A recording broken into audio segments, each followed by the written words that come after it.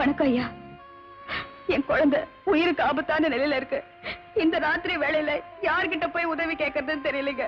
அண்ணனும் 2-3 நாளா ஊர்ல இல்லைங்க. அதனாலதான் நான் உங்ககிட்ட ஓடி வந்தேன்.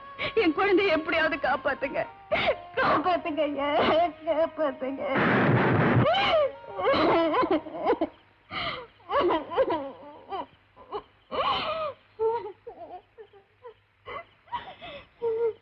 பயப்படாதே, உன் குழந்தைக்கு ஒண்ணும் ஆகாது.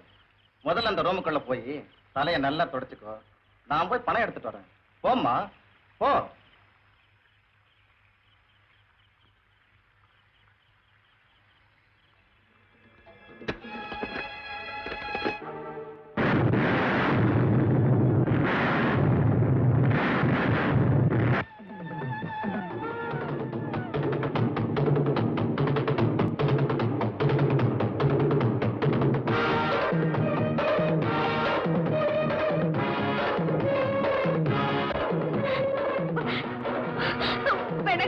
என்ன விட்டுடுங்க, விட்டுடுங்க.